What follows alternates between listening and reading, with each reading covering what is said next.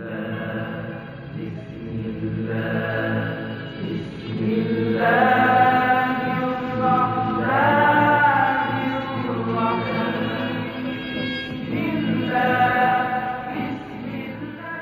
بالله من الشيطان الرجيم بسم الله الرحمن الرحيم الحمد لأهله والصلاة على أهلها أما بعد عنوان گفتگو شب قدر کی اہمیت ہے، لہٰذا اس عنوان پہ چند جملات عرض کرنے کی کوشش کرتا ہوں۔ ماہ مبارک رمضان کی فضیلتوں میں سے ایک انتہائی اہم عنوان یا جس کی وجہ سے ماہ مبارک رمضان کو فضیلت ملی، وہ عنوان نزول قرآن ہے۔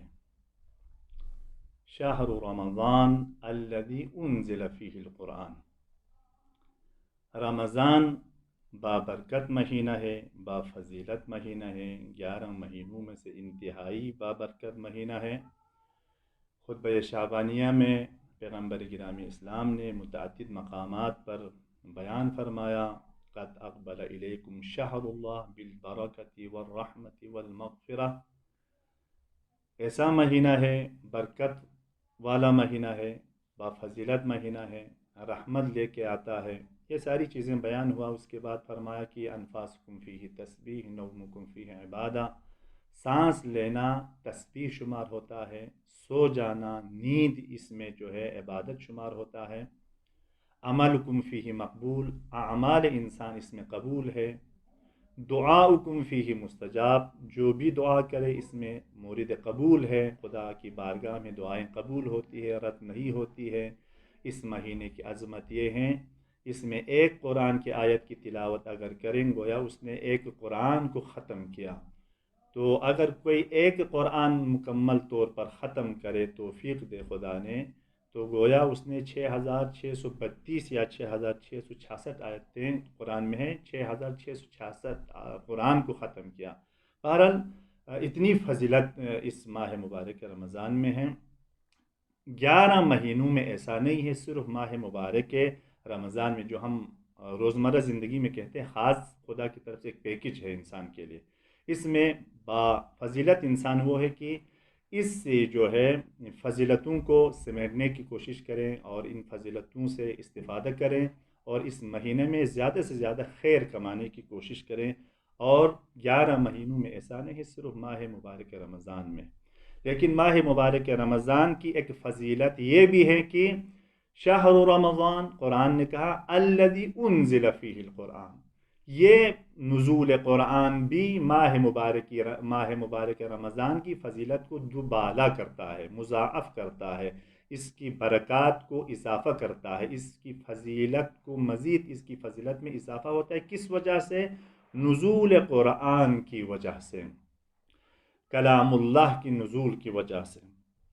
اور اس کے بعد سورہ قدر جو مشہور معروف سورہ ہے قرآن مجید کا، اس میں خداوند علی اعلیٰ ارشاد فرما رہا ہے، انا انزلناہ فی لیلۃ القدر، ہم نے اس قرآن کو لیلۃ القدر میں نازل کیا۔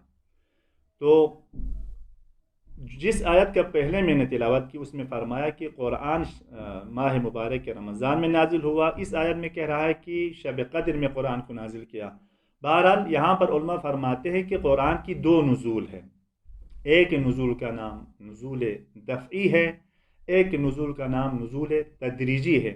نزول دفعی جو ہے ماہ مبارک رمضان کی شب قدر میں اتفاق ہوا ہے، اور نزول تدریجی جو ہے 23 سال کی زندگی میں یہ سلسلہ جاری رہا۔ البتہ نزول تدریجی کے کچھ فوائد ہیں، ان میں سے ایک یہ ہے کہ لنثبت بہ فؤادک، یعنی تدریجاً قرآن کا نازل ہونے کے ایک فائدوں میں سے ایک فائدہ یہ ہے پیغمبر کی قلب مبارک کو تقویت پہنچانے کے لیے، چونکہ سلسلہ وحی جب برقرار رہتا ہے تو پیغمبر کو اطمینان حاصل ہوتا ہے، رب کی رحمت ہمیشہ شامل حال رسول اللہ ہے۔ اس وجہ سے جو ہے نزول تدریجی اتفاق ہوا۔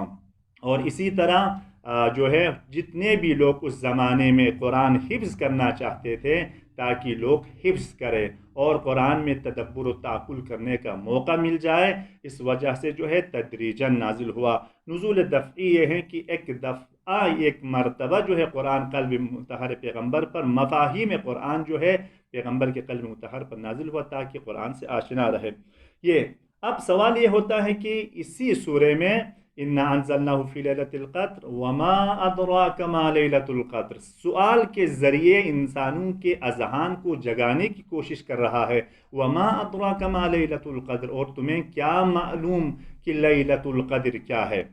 خود سوال کرتا ہے اور جواب بھی خالق لا یزال خود دے رہا ہے۔ لیلۃ القدر خیر من الف شہر، شب قدر جو ہے 1000 مہینوں سے افضل ہے، یعنی ایک رات، اس شب قدر کی ایک رات دوسرے مہینوں کے 1000 راتوں کا مقابلہ کر سکتی ہے، بلکہ اس سے بھی خیر ہے، اس سے بھی بابرکت ہے، اس سے بھی بافضیلت تر ہے۔ عجیب ہے کہ ایک رات جو ہے دوسرے 1000 راتوں کا مقابلہ کر سکتے ہیں۔ یہ تعجب ہونے کی ضرورت نہیں ہے۔